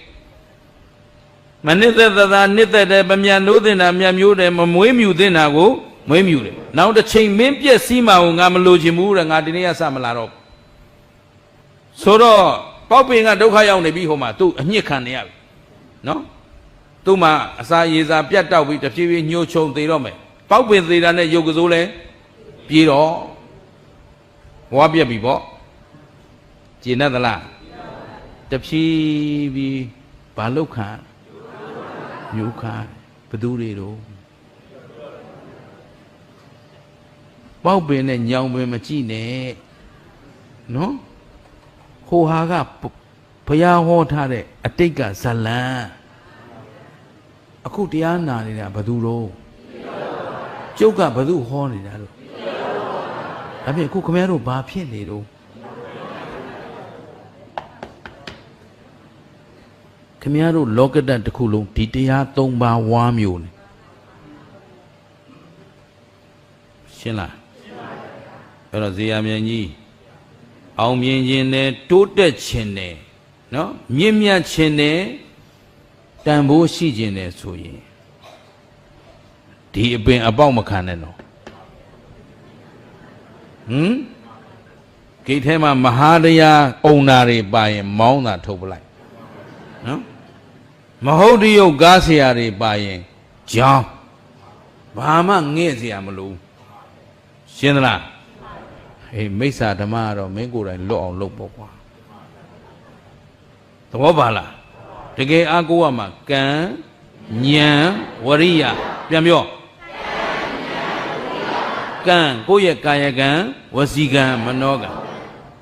ကိုကခရီးသွားလုပ်ငန်းလုပ်နေတယ်ဆိုရင်ကိုခရီးသွားလုပ်ငန်းမှာလာရောက်ပြီးတော့မိခိုရတဲ့ပုဂ္ဂိုလ်အားလုံးကိုအစဉ်ပြေအောင်ချောမွေ့အောင်အန္တရာယ်ကင်းအောင်နော်လိုရာခရီးရောက်အောင်ဂိတ်ကထွက်ချင်တဲ့အချိန်ထွက်ပြီးတော့ဟိုမှာရန်ကုန်ဝင်သွားတယ်ည2 နာရီ3 နာရီခရီးသည်တွေကဘာလို့အောင်မလို့နော်သွားဖို့လာဖို့လည်းအဆင်မပြေအိပ်ဖို့လည်းအဆင်မပြေအဲ့ဂိမ်းမျိုးငါတော့မစည်းဘူးသဘောပါလားစဉ်းစားဖို့ကောင်းတယ်ဘယ်အချိန်ဝင်ရင်ခရီးသည်တွေအတွက်အဆင်ပြေလဲသွားရေးလာရေးအန္တရာယ်ကင်းလဲကိုကားပေါ်ဒီခရီးသည်တယောက်တက်လိုက်တာနဲ့ဒီကားရဲ့လုပ်ငန်းအားလုံးဟာဂိတ်ပိုင်ရှင်မှလည်းတာဝန်ရှိတယ်ကားပိုင်ရှင်မှလည်းတာဝန်ရှိတယ်ရင်မောင်းမှလည်းတာဝန်ရှိတယ်စပယ်ယာမှလည်းတာဝန်ရှိတယ်တို့နိုင်ငံတို့လောကတာဝန်ယူတတ်မှုမရှိဘူးတာဝန်ခံတတ်မှုမရှိဘူးရဖို့လောက်ယူဖို့လောက်ဝိုက်ဖို့လောက်လှီးဖို့လောက်ကြိုးစားနေတော့ဒီတရား၃ပါးအမျိုးခံနေရတဲ့လောကအားလုံးပျက်စီးသွားငါကိုယ်တိုင်ဂိတ်ဖွင့်ပြီးစားလာတဲ့ပုဂ္ဂိုလ်နော်သင်္ကန်းမိုးခင်ဂိတ်ထောင်လာတာတို့မင်္ဂလာမလုပ်ဘူးတဲ့လောက်ခါရှာရှာနော်ပယံလုပ်ဘူးတဲ့တော့လူစင်းရဲဟူဗျ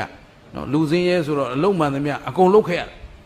ဒါပေမဲ့ဝိသမလောဘနဲ့မရှာဘူးပါဘူးအဲ့တော့အားလုံးသဘောပေါက်ဖို့လိုအပ်မလို့ဒီတရား၃ပါးအဝင်မခံနဲ့ဒီ၃ပါးအမြင့်ဆွဲရင်ဒုလောကဘာဖြစ်မလဲပျက်စီးသွားမှာခုနမေးခဲ့ပြီငါတို့လောကမှာအောင်မြင်နေသလားကြာရှုံးနေသလားဆိုခင်ဗျားတို့ဘယ်လိုဖြေကြာရှုံးနေပါတယ်တိုးတက်ကြီးပွားနေသလားဆုတ်ယုတ်ပြက်ပြားနေလားဟုတ်ပြီမြင့်မြတ်နေသလားယုံညံ့နေသလားဟုတ်ပြီတန်ဖိုးရှိလားတန်ဖိုးမဲ့လားဒီလိုအကြောင်းအရာ၄ချက်ကြာရှုံးသွားတာဒီဘယ်သူကြောင့်ဟောဒီတရား၃ပါးနော်လောကပြက်ပြားကြောင်းဘာတွေလဲတော့အာဓမ္မရာဂဝိသမလောဘမိစ္ဆာဓမ္မပြန်ပြောအာဓမ္မရာဂဝိသမလောဘမိစ္ဆာဓမ္မဒီတရား၃ပါးဝါမျိုးခံရတဲ့အတွက်နင်တို့ဒီအပင်လေးသိတော့မယ်ဒီတိုင်းပြည်လေးသိတော့မယ်ဒီလူမျိုးတွေသိတော့မယ်ရှင်းလားဦးဇင်းချင်းချောင်းနေတာလားမဟုတ်မမှန်လောက်ကြံပြောနေတာလားအားလုံးခင်ဗျားတို့အမှုအမဲ့အမှတ်မဲ့နေပေမဲ့ပညာရှိတွေကသိနေပြီပညာရှိတွေကမြင်နေပြီဒီတိုင်းသွားရင်ဒီတိုင်းပြည်ပျောက်တော့ဒီလူမျိုးတွေပျောက်တော့နောက်ဆိုစာအုပ်ထဲမှာပဲကြံတော့ရှင်းလားအဲ့တော့ဒီတိုင်းဆက်သွားမလားအမြင့်ကလှန်ပြစ်မလားဘယ်သူတာဝန်ယူမလို့ယုတ်ကစိုးကတော့လေဣရာနိခောမံပယေတိမဟာနေရုနိဒတနံဟံတတအနဗိညာယမဟာမေဘယမာကတံအခုခါမှာတဲ့ညောင်ပင်ကငါ့ကိုစပြီးတော့ဝါမျိုးနေပြီညောင်ပင်ကငါ့ကိုချင်းချောက်နေပြီဟင်းသာမင်းကြီးရဲ့မြင့်မို့နဲ့တူသောစကားတဲ့ခုကြမှာဘာနဲ့တူတဲ့စကားမြင့်မို့နဲ့တူသောစကားမြင့်မို့လောက်ကျေးဇူးကြီးလာတဲ့စကားကိုငါမသိလို့ငါမှဘေးကြီးသိမ့်ခဲ့ပြီတဲ့သဘောပါရဲ့လားအဲ့တော့ तू အခုမှနောင်တရလို့ အချိန်မီပါအောင်မလားကဲခမည်းတော်ကျုပ်တို့အတွက်အချိန်မီမမီအချိန်မီမမီမလေးစီယာမြန်ကြီးလည်းခုမှ3နှစ်ရှိသေးတာနော်ရှေ့ကိုဂယုစိုက်ပြင်ရင်ရမရအစိတ်ပင်တွေမပေါက်စေနဲ့အစိတ်သီးတွေမသီးစေနဲ့အားလုံးသဘောပါသလားကိုတန်ဖိုးထားရင်ဒီတရား3ပါးကရအောင်ဖယ်ရှားပါကိုယ်တန်တာမှာအဲ့တော့မှမြတ်စွာဘုရားရှင်တော်မြတ်ကြီးကနတတ္တဝုဒ္ဓီကုသလကုလပ္ပသတ္ထံယောဝုဒ္ဓမာနောကတတေပဋိဋ္ဌံဓသုပရောဓံပရိသင်္ကမာနောပတာရယီမူလဝဒာယဒီရောယဟန်တို့တဲ့အကျင့်တရားသည်ပွားသည်ရှိတော်ဟောဒီမိစ္ဆာဓမ္မအာဓမ္မယာကဝိသမလောကမိစ္ဆာဓမ္မဆိုတဲ့တရား3ပါးသည်ပွားသည်ရှိတော်မိမိဤတရားကိုဖျက်ဆီးတတ်၏တဲ့ဗါတဲ့အခုငါတို့ရဲ့ယက်တီမှုတွေအားလုံးဘာဖြစ်တော့ပျက်စီးတော့မှာနော်ပျက်စီးလဲပျက်စီးနေပါပြီအဲ့တော့အခုအချိန်သာအချိန်မီပြင်မပြင်မမီတော့ဘူးနော်သဘောပါသလားဒီတိုင်းပြည်မှာကြည့်ရင်တိုင်းပြည်ရဲ့အင်အားတွေဖြစ်တဲ့လူငယ်လူရွယ်တွေအားလုံးကအပြင်မှာပညာတတ်တွေအားလုံးကအပြင်မှာဟုတ်လားမဟုတ်လားအမလေးအခုအပြင်ကပို့တဲ့ငွေလေးရလို့နေတော့ကြီးပွားပြီးချမ်းသာပြီးလုံးမနေကြပါနဲ့အဲ့ဒါတည်ငါပါပဲဟိုမှာဘလောက်ပင်ပန်းစင်စင်ရဲလုံးနေကြတယ်ဆိုတာသတိထားပါနော်ဟိုကရှာတဲ့လူကရှာတရားဖြုံးတဲ့လူကဖြုံးဆိုဘယ်တော့ကြီးပွားမလို့အေးကိုယ်နိုင်ငံကိုယ်ဒေသမှာပြန်လဲပြီးတော့တိဆောက်နိုင်ဖို့အတွက်ဒီဒေသခံတွေဟာမရက်တည်ဖို့လိုပါတယ်တရားပွဲတွေကြီးလိုက်အခုဒီမှာကြီးလိုက်ရင်မိမတွေတွေနဲ့နော်အိုနာကျိုးကန်းတွေနော်ဟိုအိုးမမဲဇာမမြောက်တွေငါနိုင်ငံသားသွားဟောရင်ထိုင်းနိုင်ငံဟောလူငယ်လူရွယ်တွေကြီးပဲအသက်20ကနေ40ကြာလုံနိုင်ကိုင်းနိုင်တက်ကြွနေတဲ့လူရည်သန်းကလေးတွေနော်ချောမောလာပါတဲ့ယောက်ျားချောမောလာပါတဲ့အမျိုးသားတွေအကုန်လုံးကတိုင်းပြည်ပြင်မဲ့အပြင်မှာအိမ်တော်ကြကလေးမွေးတော့သူမွေးတဲ့ကလေးကထိုင်းနိုင်ငံမွေးတော့ထိုင်းနိုင်ငံသားမလေးမွေးတော့မလေးသားလောက်ကုန်ပြီတို့ဒုက္ခရောက်တော့မယ်မျိုးဆက်တွေပြတ်တော့မယ်သဘောပါလားပြန်စဉ်းစားအဲ့တော့ဒီတိုင်းပဲမြုံခံနေကြမလားရအောင်နှုတ်ပြစ်မလားမနှုတ်မှာညောင်ပင်နဲ့တူတဲ့အာဓမ္မဝိသမမိစ္ဆာဒိဋ္ဌိ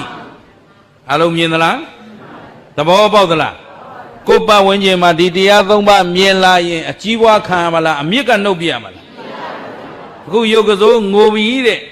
ဟင်းသာမင်းကြီးရဲ့မြင့်မို့နဲ့တူတဲ့စကားကိုနားမထောင်ခဲ့လို့ငါပြည့်စည်ပြီတဲ့အဲ့တော့ချစ်သားတို့တဲ့ကိုယ်တန်တမှာဒီတရား3ပါးကြီးပွားလာခဲ့ရင်ငါတို့တွေ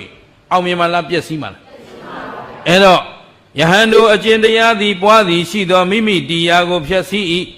ထိုတရားကိုပညာရှိတို့သည်မကြီးစွာစေဘဲနဲ့အမြင့်ကနေပါဖြစ်လေပယ်နှုတ်ပြစ်၏တဲ့အဲ့တော့ကိုယ်တန်တမှာမကောင်းတဲ့ယုတ်မာတဲ့တရားတွေကိုမွေးမြူထားမလားပယ်နှုတ်နိုင်အောင်ကြိုးစားဒါဖြင့်တရားရှိရေးလိုက်ငားလိုက်ပဲသွားမလားအကောင်းဆုံးဖြစ်အောင်ကြိုးစားမလားဘယ်သူတာဝန်ယူမှာလဲငါတို့ဘယ်သူကလာကယ်မှာလဲဂျေနသလားသူများကယ်မှာစောင့်နေရမလားကိုယ့်အကိုလွတ်အောင်ရောရမလားလွတ်အောင်ရုံးမယ်ဆိုရင်ကံဉာဏ်ဝရိယသတိထားဝရိယဆိုင်ပညာနဲ့ကြည့်အဲ့တော့ကိုလောကကိုမှမပြင်နိုင်ရင်ပြင်နိုင်စရာအကြောင်းအဲ့တော့မြတ်စွာဘုရားကချစ်သားတို့အကျင့်တရားဖြစ်တဲ့အာဓမ္မယာကဝိသမလောဘမိစ္ဆာဒိဋ္ဌိတရားတို့သည်သင်တို့တဏ္ဍာမှာကြီးပွားခဲ့သည်ရှိသောသင်တို့ဘဝတွေဖြစ်စည်းပြလိမ့်မယ်တဲ့ပညာရှိဟာအဲ့ဒီတရားတွေကိုကြီးပွားခံမလားပယ်နှုတ်ပြစ်မလားဘယ်လိုနှုတ်မလဲအမြင့်ကနေနှုတ်ပလိုက်ဗါတဲ့အမြင့်ကနေမျိုးစေ့မကြံအောင်ဘာဖြစ်မလဲနှုတ်ပြလိုက်အဲ့တော့ဒီနေ့ဒီကဘာမှာကြီးပွားချမ်းသာနေတဲ့တိုင်းပြည်အောင်မြင်နေတဲ့လူမျိုးတိုင်းဟာဒီတရား3ပါးကိုလွန်မြောက်နိုင်အောင်ဆန့်ကျင်နိုင်အောင်ပယ်နှုတ်နိုင်အောင်ကြိုးစားခဲ့ကြလို့အဲ့ဒီတိုင်းပြည်တွေအဲ့ဒီလူမျိုးတွေအောင်မြင်သွားကြတာလို့မှတ်ပါအဲ့တော့ဒီအောင်မြင်ကြောင်းကြီးပွားကြောင်းပျက်စီးကြောင်းတရားတွေကိုခွဲခြားမြတ်စွာဘုရားကမဟောခဲ့ဘူးလားဟောတဲ့တရားတွေကိုခမည်းတော်မနာရဘူးလား နာနေရရဲ့တဲ့မှာကိုပြက်စီးကြောင်းကိုမရှောင်ရှားနိုင်ဘူးဆိုရင်တို့ထက်မိုက်တဲ့လူမရှိတော့ဒါဖြင့်ဒီနေ့အစပြီးမိရော့ပေါ့စားကြဆနေကြမလားသတိဝရိယနဲ့နေမလားဘယ်တရားသုံးပါးဂရုစိုက်ရအာဓမ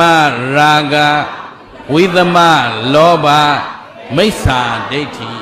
နော်မိစ္ဆာဓမ္မအဲ့ဒီတရားသုံးပါးကိုခင်ဗျားတို့တဏ္ဍာမှာမပေါ်လာအောင်မတတ်မဲ့တဲ့နာတွေမတတ်မဲ့မိစေနဲ့မตาယာတဲ့နာတွေမตาယာမိစေနဲ့မမွေးမြူတဲ့နာတွေအဲ့တော့မကောင်းသောအကျင့်မကောင်းသောအကြံမကောင်းသောစကားတွေအစရှောင်ရှားနိုင်အောင်ကြိုးစားဖို့လိုအပ်မလိုအပ်ကဲဒီတိုင်းသာကြိုးစားမယ်ဆိုရင်ခင်ဗျားတို့လွတ်မြောက်နိုင်မလွတ်မြောက်နိုင်အဲ့တော့ပြန်မေးမယ်အောင်မြင်တဲ့သူတွေဖြစ်ခြင်းလားကြာရှုံးသူတွေဖြစ်ခြင်းလားဆုပ်ယုံပြက်ပြားဆင်းရဲသူတွေဖြစ်ခြင်းလားကြီးပွားချမ်းသာသူတွေဖြစ်ခြင်းလားယုံညံ့သူတွေဖြစ်ခြင်းလားမြင့်မြတ်သူတွေဖြစ်ခြင်းလားဟုတ်ပြီတန်ဖိုးမဲ့သူတွေဖြစ်ခြင်းလားတန်ဖိုးရှိတဲ့လူဖြစ်ခြင်းလားအဲ့တော့အောင်မြင်သောဘဝကြီးပွားသောဘဝမြင့်မြတ်သောဘဝတန်ဖိုးရှိသောဘဝရဖို့ကတိဆောက်ကြရမှာသီလသမာဓိပညာကျင့်သလား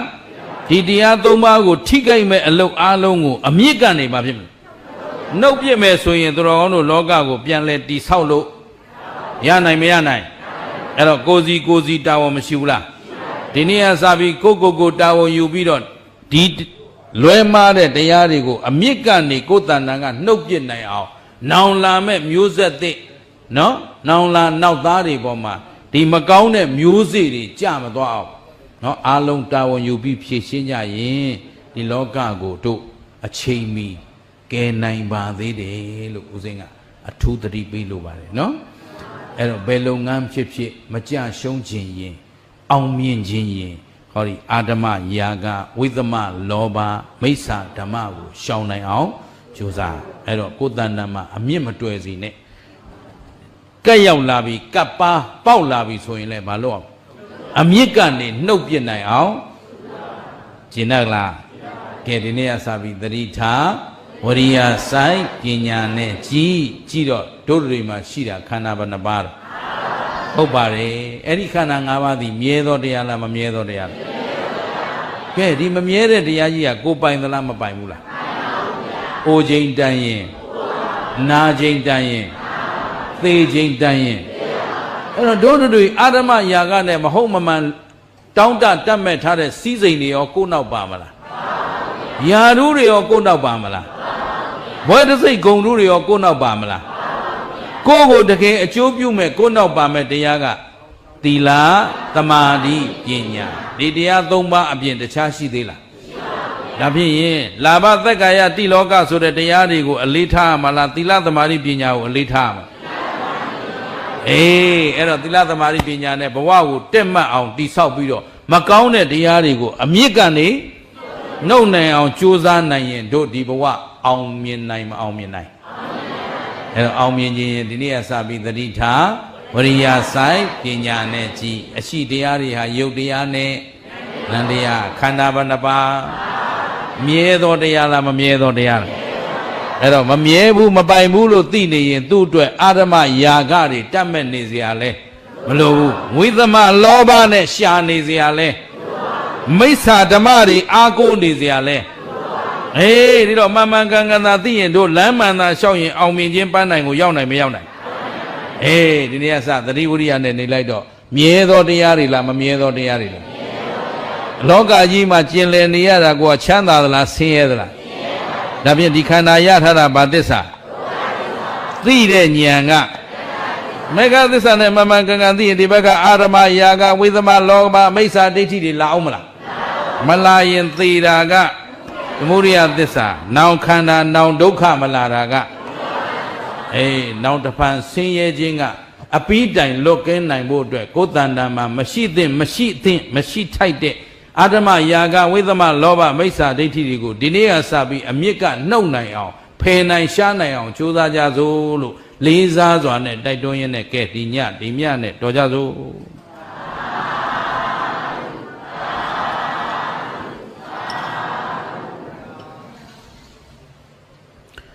ကဲ15မိနစ်လောက်အမြင့်နှုတ်ရရင်မကောင်းဘူးလားဂိုင်းအားလုံးအရိယာဘုတ်ပြင်းတရားအားထုတ်မယ်15မိနစ်နော်အာဓမယာကဝိသမလောဘမိစ္ဆာဒိဋ္ဌိတွေကိုယ်တဏ္ဍာကပယ်နှုတ်နိုင်ဖို့ကြိုးစားကြစို့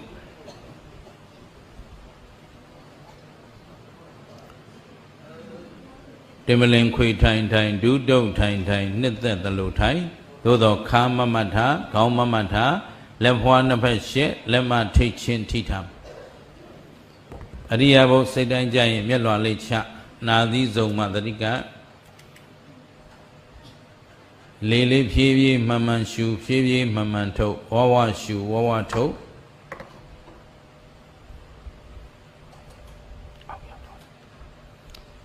စိတ်မပြန့်လွင့်ပါစေနဲ့မတွေးပါစေနဲ့ဦးဇင်းတို့တော်ကောင်းတို့ကို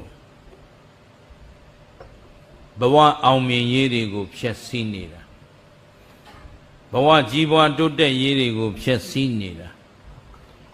ဘဝမြင့်မြတ်ရေးတွေကိုဖျက်ဆီးနေတာဘဝတန်ဖိုးတွေကိုဖျက်ဆီးပြစ်နေတာအာဓမယာကတဲ့ပလောကတရားလို့ခေါ်တယ်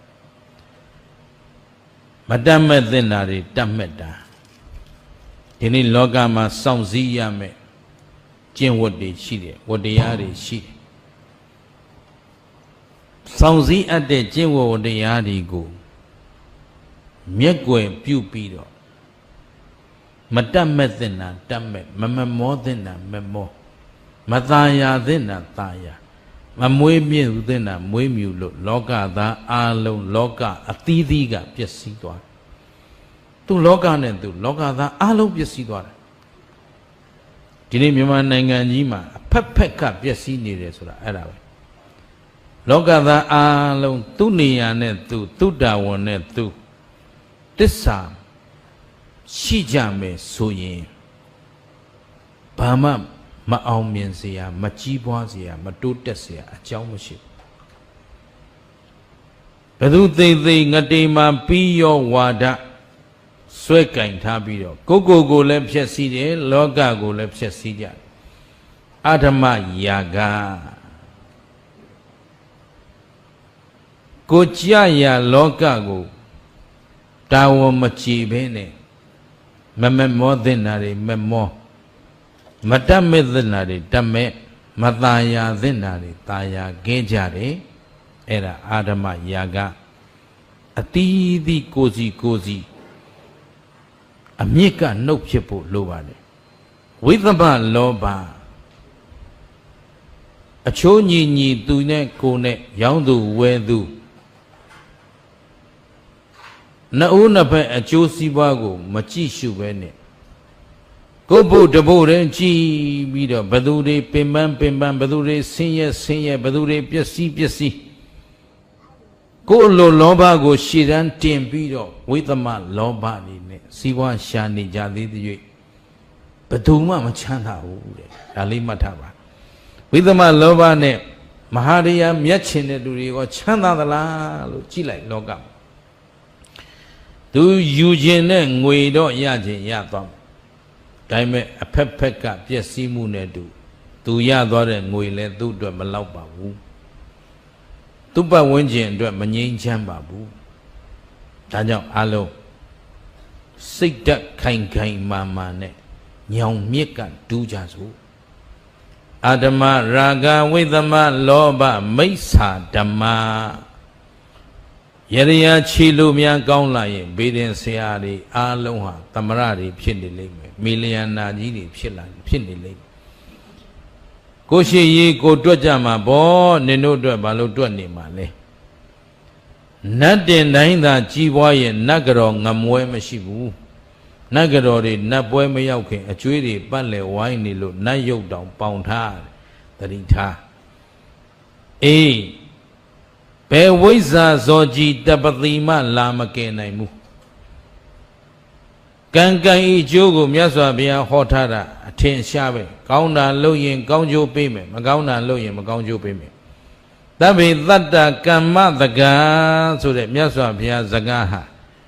ဝိဇ္ဇာဇောကြီးတပတိတွေ ဘိုးတော်တွေကသာကဲနိုင်မနိုင်စောင့်ရှောက်နိုင်တယ်ဆိုရင်ဘုရားစကားအမှားဖြစ်သွားပြီဒါလေးပဲသတိထားကြဦးဇင်းတို့ကတော့အတွက်ချက်သိကောင်းတယ်ဗျာဘုရားစကားကိုပဲအကျွင့်မဲ့ယုံဘယ်သူစကားမှနားမထောင်နိုင်ဘူးဘယ်သူအပြောမှလက်မခံနိုင်ဘူးဘုရားရှင်ထက်လောကမှာသိသူမရှိဘူးလို့အကျွင့်မဲ့ယုံမြတ်စွာဘုရားဤသဗ္ဗညုတဉာဏ်တော်ပေါ်၌အလျင်းတန်တရားမရှိပါဒါလေးသိအရေးကြီးတယ်ကိုဘဝကိုအောင်မြင်ဖို့နော်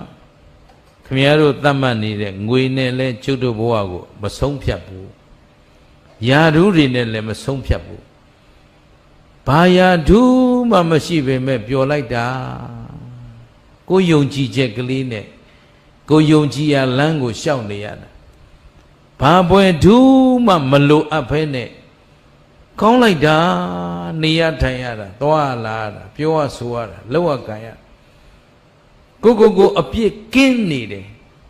အဲ့ဒီယာဓုမက်တဲ့အပြစ်ငါမှမရှိဘူးပွဲဓုဂုံဓုတွေမမောတဲ့အပြစ်ငါမှမရှိဘူးငွေချေးဥစ္စာဒနာတွေတတ်မဲ့ခုံမင်နဲ့အပြစ်ငါမှမရှိဘူးပြောလိုက်တာယောဂီတို့တကယ်အောင်မြင်ခြင်းအစစ်ကိုရအောင်ကြိုးစားကြသမှာ